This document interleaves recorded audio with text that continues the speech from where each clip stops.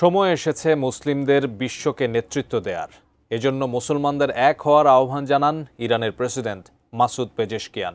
সম্প্রতি ওমানের রাজধানী মাস্কাট সফরে গিয়ে এমন বার্তা দিলেন তিনি। জানালেন, মুসলিম দেশগুলোর আর অন্যদের দিক নির্দেশনার অপেক্ষায় থাকা উচিত নয়।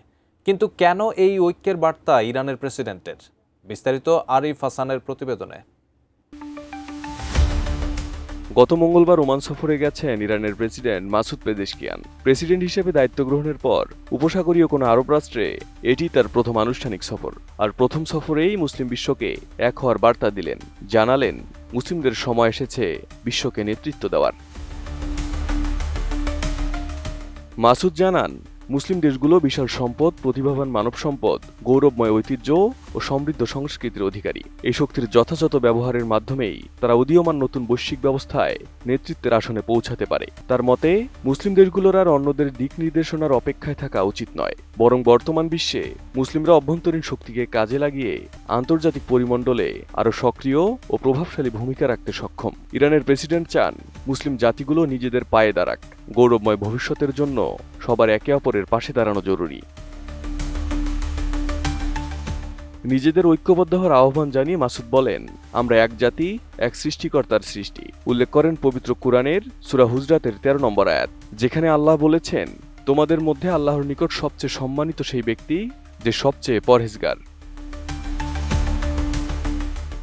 উপসাগরীয় রাষ্ট্রগুলোর আঞ্চলিক অখণ্ডতা ও স্বাধীনতাকে সম্মান দেখিয়ে প্রতিবেশীদের সঙ্গে সম্পর্কের দৃঢ়তা বাড়ানোর আকাঙ্ক্ষার কথা জানিয়েছেন ইরানের এই প্রেসিডেন্ট। সেই সাথে পশ্চিমা আধিপত্যের প্রেক্ষিতে ইরানের পররাষ্ট্রনীতি প্রসঙ্গে প্রেসিডেন্ট জানান, তারা এক্ষেত্রে পবিত্র কোরআন ও নবী সাল্লাল্লাহু আলাইহি ওয়াসাল্লামের নির্দেশ অনুসরণ করতে চায়।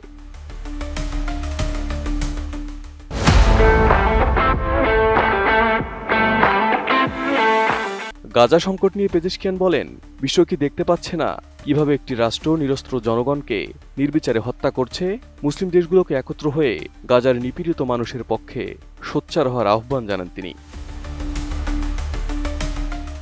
পেজেশকিয়ানের মতে, একটি নতুন বৈশ্বিক কাঠামো তৈরি হচ্ছে, যেখানে মুসলিম দেশগুলো ঐক্য করতে পারলে নিজেদের স্বাধীন নীতিতে পরিচালিত একটি ব্যবস্থা গড়ে তুলতে পারবে। তিনি বলেন, আমাদের খেলাটি অন্যদের কোর্টে না দিয়ে নিজেদের কোর্টে আনতে হবে। নেতৃত্বের দায়িত্ব আমাদের নিজেদেরই নিতে হবে।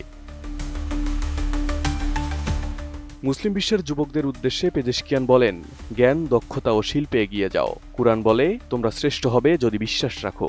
আল্লাহ মহান, সৃষ্টিশীল ও সৌন্দর্যের আধার। আমাদের যুব সমাজ যেন তাকে চিনে, বিশ্বাস করে এবং তার পথেই এগিয়ে যায়। Arif Hasan, ATN news.